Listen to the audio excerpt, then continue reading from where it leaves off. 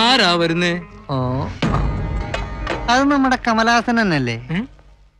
കമലാസനൻ പേർഷ്യന്ന് വരുന്നേ.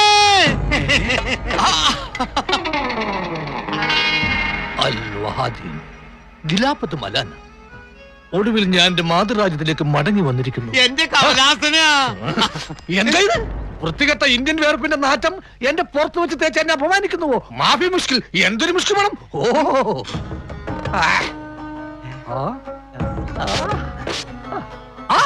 അപ്പു മേസ്ത്രിയോ? ഇത് മേസ്ത്രിക്ക് ഇരിക്കട്ടെ. ഇതുപോലെ പളപള മിന്നുന്ന ഒരുപാട് കുപ്പായങ്ങൾ ഇനി മേസ്ത്രിക്ക് തയ്ക്കേണ്ടി വരും.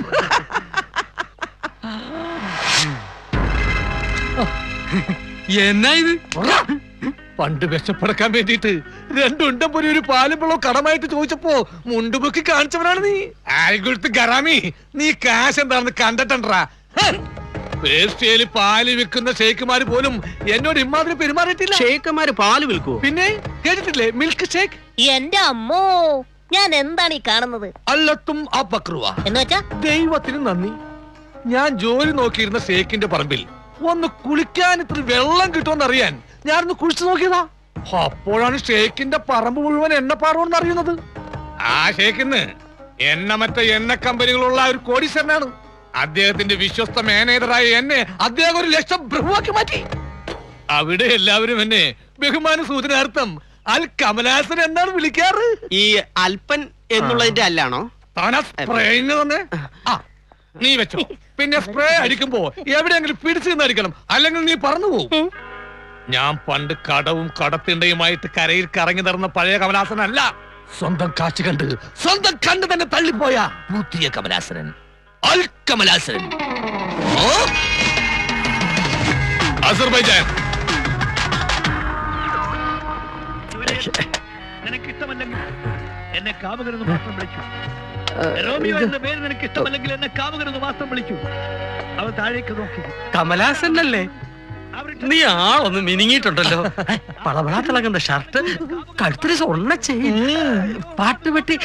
സാംബശിവന്റെ കഥാപ്രസംഗം ഇല്ലേ കേൾക്കുന്നത്? സാംബശിവന്റെ കഥാപ്രസംഗം കൊണ്ടുവരാമെന്നുള്ളത് ഞങ്ങൾ പേർഷ്യക്കാരുടെ ഒരു ഹോബിയാണല്ലോ. അമ്മു, നീ അങ്ങ് വളർന്നു പോയല്ലോ. പറയുന്ന കേട്ടാ തോന്നും ചേട്ടൻ പോയിട്ട് വർഷങ്ങളായെന്ന്. എന്തായാലും പേർഷ്യക്കാരാകുമ്പോൾ അങ്ങനെ എന്തെങ്കിലും പറയണല്ലോ. അജയന്റെ അടുത്ത കൂട്ടുകാരനായിരുന്നിട്ടും അവൻ മരിച്ച ഒരാഴ്ച കഴിയും മുമ്പ് വിസ വന്ന് പോകേണ്ടി വന്നു. പേർഷ്യ ചെന്നിട്ടും നിങ്ങളൊക്കെ തന്നെയായിരുന്നു എന്റെ മനസ്സറിയേ. ഇതാ ഇത് വെച്ച്. എന്താ ഇതൊക്കെ? ചേട്ടനൊരു ഉടുപ്പിന്റെ തുണിയും ഉടുക്കാൻ കയ്യിലും, അമ്മനൊരു സാരിയും സ്പ്രേയും അത്തറും മോത്തിടാൻ സ്നോയും. ഫാറിനൊന്നും കൊണ്ടുവന്നില്ലേ? സ്കോച്ചാ. ചേട്ടനുള്ള സ്കോച്ച് ഭദ്രമായിട്ട് എന്റെ വീട്ടിലുണ്ട്. ഇതൊക്കെ വാങ്ങിച്ച് കാശ് കളയേണ്ട വല്ല കാര്യമുണ്ടോ? ഒരു പാവപ്പെട്ടവനായിരുന്നെങ്കിൽ ചെലവ് ചുരുക്കി ജീവിക്കാമായിരുന്നുവെന്ന് ഇപ്പോൾ ആഗ്രഹിച്ചു പോവുകയാണ്. അല്ലെങ്കിൽ പിന്നെ നമ്മുടെ കാര്യങ്ങളൊക്കെ നോക്കി നടത്താൻ പറ്റിയ ഒരു പെൺകുട്ടി ജീവിതത്തിലേക്ക് കടന്നു വരണം. സമയം വരുമ്പോ എല്ലാം ആലോചിച്ചല്ലേ പറ്റൂ. കാശ് സൂക്ഷിക്കാൻ ഭാര്യ തന്നെ വേണമെന്നൊന്നുമില്ല. ഇവിടെ പവിത്ര മുതലാളി പുതിയൊരു ബാങ്ക് തുടങ്ങുന്നുണ്ട്. പവിത്ര മുതലാളിയോ? ആരാണ്? ഈ കരയിലെ പുതിയ മുതലാളിയാ. ഞാനും മോളോട്ടൊക്കെ നല്ല ലോഹ്യത്തിലാ. ചേട്ടന്റെ അത്ര പ്രായവും അമ്മുനെ പോലൊരു മോളുള്ള ആളായിരിക്കുമല്ലേ? അല്ലല്ല, ഇത് ചെറുപ്പം, നല്ല സുന്ദരൻ, കല്യാണം കഴിച്ചിട്ടില്ല. അയാള് ശരിയല്ല. നിങ്ങൾ നേരത്തെ പരിചയമുണ്ടോ? ഇല്ല, പക്ഷെ അയാൾ ഒരു ബ്ലേഡ് കമ്പനിയല്ലേ തുടങ്ങാൻ പോകുന്നത്. അത് ഹറാമാണ്. നിങ്ങൾക്കറിയാമോ, പണ്ടൊരു അറബി ബ്ലേഡ് കമ്പനി തുടങ്ങിയതിന്റെ നാണക്കേടില്ല ഇപ്പോഴും അറബികൾ തലവഴി മുണ്ടിട്ട് നടക്കുന്നത്. കൂടുതൽ കാര്യങ്ങൾ അയാളെ നേരിട്ട് കണ്ടതിന് ശേഷം പറഞ്ഞു തരാം.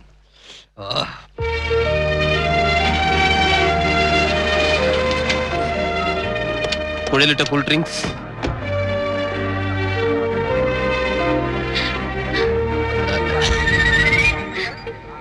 അതിനിടയ്ക്ക് എത്തിയോ?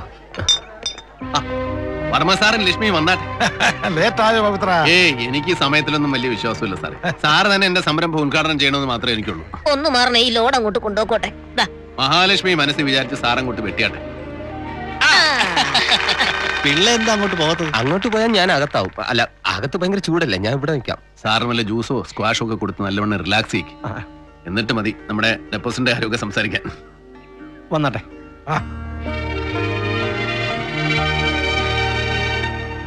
ഉദ്ഘാടനമൊക്കെ കഴിഞ്ഞോ? ഹ, നല്ല ആൾക്കാരാ. എന്റെ അമ്മു കാര്യങ്ങളൊക്കെ കാലയെ കുട്ടി വന്ന് മംഗളമാക്കി തരേണ്ട നിങ്ങളൊക്കെ ഇപ്പോഴാണോ വരുന്നത്? ഇതാരാ? ഞാൻ കമലാസനൻ. കമലഹാസനോ? കമലഹാസനല്ല, കമലാസനൻ. എനിക്ക് നിങ്ങളോട് കുറച്ച് കാര്യങ്ങൾ ചോദിച്ചറിയാനുണ്ട്. ഇന്നാള് പേർഷ്യായി എന്ന് വന്ന കമലാസനം മുതലാളി. ഞാൻ മുതലാളി അങ്ങോട്ട് വന്ന് കാണാനിരിക്കായിരുന്നു.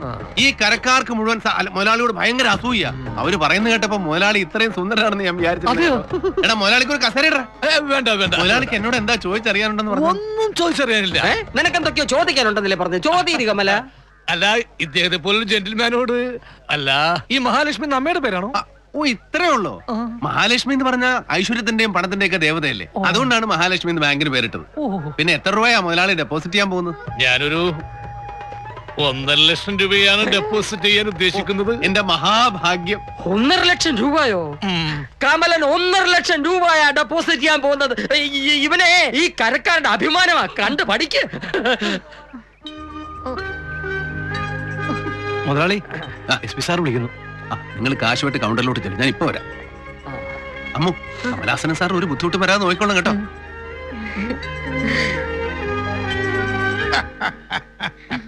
ധനലക്ഷ്മി ബാങ്കിന് ഇവിടുത്തെ ബ്രാഞ്ചിലേക്ക് ഇവക്കൊരു ട്രാൻസ്ഫർ റെഡിയാക്കിയിട്ടുണ്ട്. 2-3 ദിവസത്തിനകം ജോയിൻ ചെയ്യും. മഹാലക്ഷ്മി ഇപ്പോഴും നിന്നെ തന്നെ കെട്ടുമെന്ന് പിടിവാശി തന്നെയാ നിൽക്കുന്നത്. നിന്റെ മനസ്സിൽ ഇപ്പോഴും അവളുണ്ടെന്ന് എനിക്കറിയാം.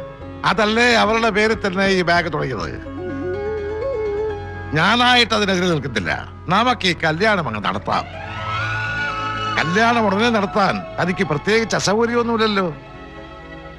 എന്താ പവിയേട്ടനൊന്നും മിണ്ടാത്തത്? ഞാനിപ്പോഴും സാറ് പറഞ്ഞ ഷോക്കിന്ന് എനിക്ക് പ്രത്യേകിച്ച് അസൗകര്യങ്ങളൊന്നുമില്ല.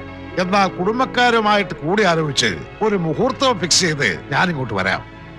ഈ നാടൊന്ന് ഇളകണം. അത്രയ്ക്ക് ഗംഭീരമായിട്ട് നമുക്ക് ഈ കല്യാണം നടത്തണം.